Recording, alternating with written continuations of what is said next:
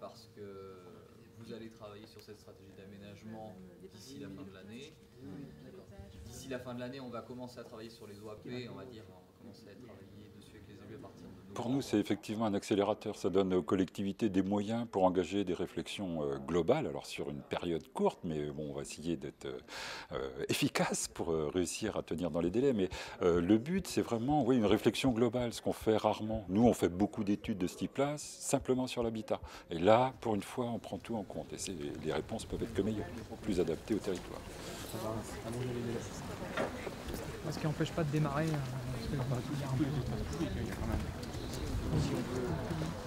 Si on veut lui redonner son aspect d'origine, il y a un gros travail. On a une espèce d'enduit, la tyrolienne d'ailleurs, sur l'ancien enduit. C'est dommage parce que c'est un immeuble tout à fait intéressant. On est dans une ville où les modes de restauration scientifiques que nous essayons de développer sur les monuments n'ont pas été repris pour l'habitat traditionnel.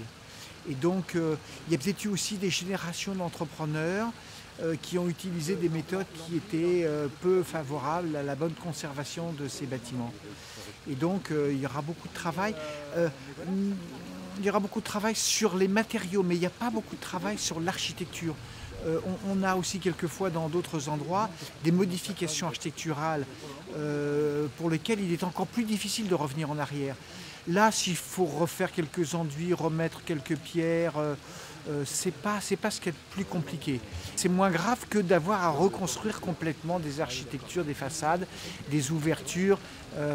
Ici, on a été assez respectueux de ces formes traditionnelles de l'architecture. Par contre, effectivement, au niveau des matériaux, là, il y a beaucoup à redire. Sur les espaces publics, j'ai une agréable surprise parce que compte tenu de la baisse de la démographie, de la chute aussi de boutiques, de commerces de proximité, etc., des logements vacants en centre-bourg, je m'attendais à un espace public dégradé. Alors je ne sais pas si on voit ici, mais l'espace public il est plutôt agréable, il est sympathique, la petite place là-bas elle est généreuse, accueillante, il y a une fontaine, enfin il y a une cohabitation des véhicules et des piétons qui fonctionne assez bien. Donc non, l'espace public c'est la bonne surprise de la journée. Sur le bâti, on a du bâti qui est très dénaturé, mais bon, notre objectif c'est d'identifier clairement les bâtiments qui présentent un intérêt patrimonial, les bâtiments qui présentent un intérêt en termes d'enjeux de mutation, de logement, d'habitat, etc. Et puis de proposer des projets qui restent en adéquation avec les moyens des gens, avec la qualité de vie recherchée aussi, parce que quand on vient habiter dans un centre ancien, on vient rechercher la proximité des commerces, des espaces publics agréables, justement, j'en parlais, ou un patrimoine intéressant. On est conscient qu'effectivement c'est une grosse opération qui financièrement va représenter de lourds investissements pour la collectivité. Mais en même temps, je crois que c'est vraiment une opportunité qu'on a, il faut vraiment la saisir. Parce qu'on ne reviendra pas vers nous comme ça pour nous aider sur ce type de réhabilitation. Je pense que l'objectif, il n'est pas tant de dire, voilà, on a un bâtiment 16e, il faut que ça reste du bâtiment 16e, et puis on n'y touchera pas. L'enjeu, il n'est pas là. L'enjeu, il est de dire, on a un bâtiment 16e qui présente un intérêt patrimonial et sur lequel il serait intéressant de travailler pour sa reconversion future, sa réhabilitation. On a vu aussi des bâtiments qui sont positionnés à des points stratégiques, je dirais, sur les îlots, parce qu'on voit bien qu'on a des îlots qui sont très denses, très bâtis, et l'objectif, il est peut-être aussi de les aérer un petit peu, de donner des espaces de respiration pour les logements futurs, en fin de compte, des cours, des venelles. Bon, dans ces moments-là, il est bien entendu question de démolition partielle ou ponctuelle. Je n'ai pas entendu de la part de l'architecte des bâtiments de France que sa position soit aujourd'hui de dire on démolira rien, point barre. Avec un problème qui dans toutes les instances de décision, de validation de travail, on retrouve la ville et la communauté de communes. C'est-à-dire que, pour donner une idée, toutes les opérations, même à l'échelle du cœur de ville de Pensée, seront vues et appréciées par les commissions intercommunales. Et ça, c'est... Les constats sont globalement partagés, des constats autour d'un habitat qui se dégrade, des espaces publics qui pourraient être plus conviviaux, des services qui pourraient manquer aujourd'hui. Donc là, il y a des constats qui sont partagés, des constats plutôt négatifs. Alors tout le monde est d'accord sur le potentiel, ça c'est aussi intéressant, mais c'est pas là-dessus qu'on va jouer, on va plutôt conforter ce qui existe et ce qui marche bien, et puis agir sur ce qui ne fonctionne pas bien. Et dans ces ateliers-là et dans les différents échanges formels et informels qu'on a, on se rend compte que les choses, il y a des convergences en termes d'objectifs à atteindre. Donc ça, c'est plutôt positif. Maintenant, pour l'instant, on en est encore en phase intermédiaire. Donc quand on aura une conception un peu plus fine du projet, c'est là qu'on va discuter concrètement des solutions. Mais ce qui est intéressant aujourd'hui, c'est que tout le monde converge un peu, met à plat les mêmes problèmes et donc les solutions à trouver alors, sont peut-être un peu différentes en fonction des points de vue, mais l'idée c'est de trouver les solutions qui conviennent à tout le monde.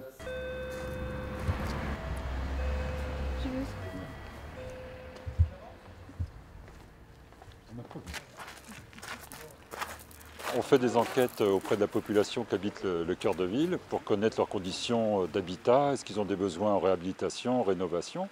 On interroge aussi les propriétaires de logements vacants pour savoir pourquoi leur logement est vacant, est-ce qu'ils veulent le remettre sur le marché, est-ce qu'ils veulent le vendre. Donc avoir une idée quand même de la population et des intentions des propriétaires sur le cœur de ville. C'est ça l'intérêt des enquêtes.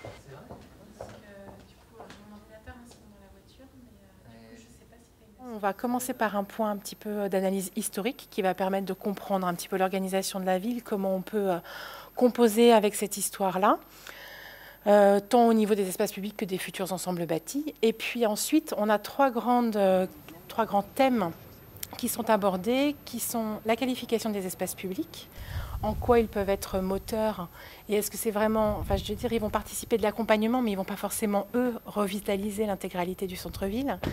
Le cœur et le nœud de l'histoire, c'est bien le positionnement des commerces et des équipements, et puis la revitalisation d'un îlot, et notamment l'îlot de la Porte-Angevine.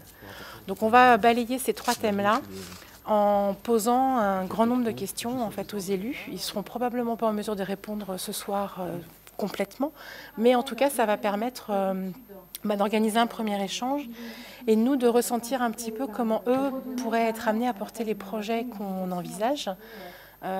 C'est dans notre métier, hein, l'aménagement du territoire. Si on ne réfléchit que nous, bureau d'études, sans intégrer ce que les élus, eux, veulent porter, du coup, on est sûr que le projet il va à l'échec, parce qu'il faut vraiment que le portage politique soit jusqu'au bout. Donc c'est notre rôle après de réussir à les convaincre.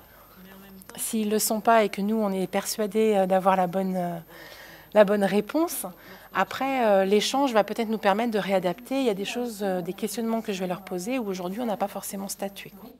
Donc pourquoi pas y associer cette maison des artisans avec l'accueil du marché de producteurs locaux que vous avez aujourd'hui, qui se tient au niveau du site de la Pépinière et qui est peut-être lui aussi un petit peu excentré. Donc après, les outils que nous, on met en place, c'est une très bonne connaissance de terrain. L'analyse du plan topo, puisqu'on a une grosse problématique d'accessibilité, de pente, d'étroitesse de certaines rues qu'il faut prendre en compte et intégrer. Et puis le dernier outil, c'est la réflexion.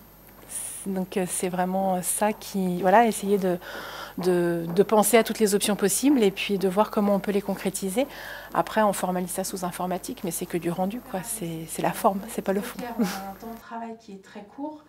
Et ça nous oblige aussi à être vraiment dans l'interaction avec vous pour que le produit final vous convienne. Oui, il y a quelques pistes intéressantes. Je trouve que c'est toujours intéressant d'avoir un œil extérieur. Il est question pour l'instant du pôle santé. Je trouve c'est intéressant, le centre là. À réfléchir, que ce soit les unes ou les autres. Hein. Donc, on veut tous avoir des bourgs vivants, pas que ce soit pensé aux alentours, mais est-ce que tout le monde a idée de faire le commerce là? Ou est-ce qu'on se dit non, dimanche dernier, il y avait donc un défilé de mode. Et ça, c'est des vraies questions qu'il va falloir. C'était pas mon cas, mais il y a beaucoup de gens qui ont dit « Ah, il y a ces beaux magasins-là, c'est de belles choses à penser. » Ils ne savaient pas. Bien sûr.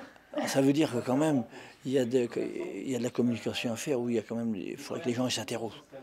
Ils veulent avoir quelque chose, mais ils ne veulent pas acheter, ou ils veulent aller carrément à 60 km. Il y a quand même, il y a comme des copies-revoirs, à mon avis. Ouais.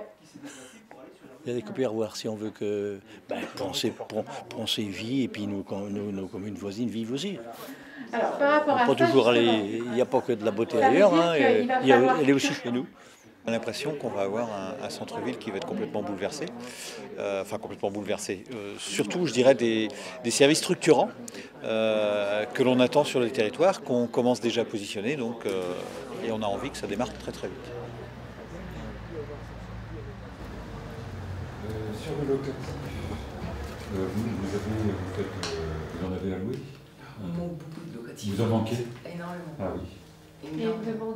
Ah bah oui, je crois qu'il me reste 2 biens loués, c'est tout. C'est vrai que maintenant, il y a des gens qui viennent de partout et même d'outre-Manche pour s'installer à Senones.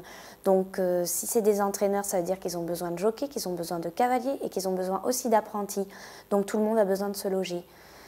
Or, on n'a pas toujours ce qui convient en bien immobilier. Est-ce qu'il y a beaucoup de rotation sur les logements ou ça ne tourne pas beaucoup, les locataires restent longtemps? Les gens voient avant les frais, tout ce qu'ils doivent investir avant de voir leur investissement leur apporter, quoi. Et ça les bloque.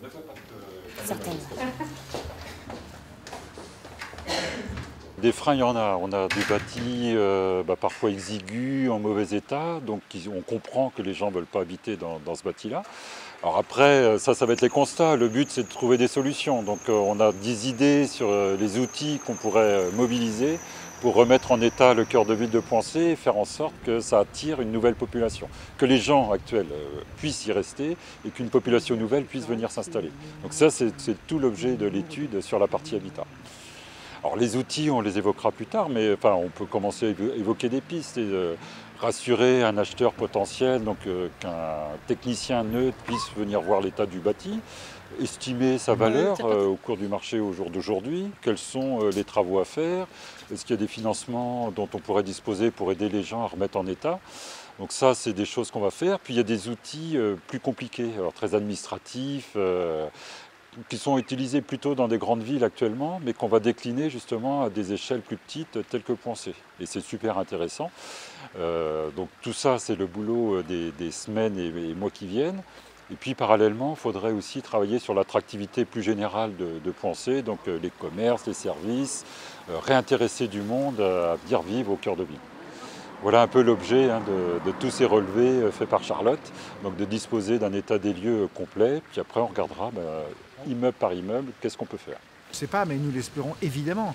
Il faut qu'il y ait derrière, oui bien sûr, de la part de l'ensemble des interlocuteurs, un effort financier particulier pour permettre aux propriétaires privés de réinvestir ce patrimoine, bien sûr. C'est le but de l'opération. L'inventaire, c'est bien, mais effectivement, après, il faut se mettre à l'œuvre et réaliser les opérations nécessaires.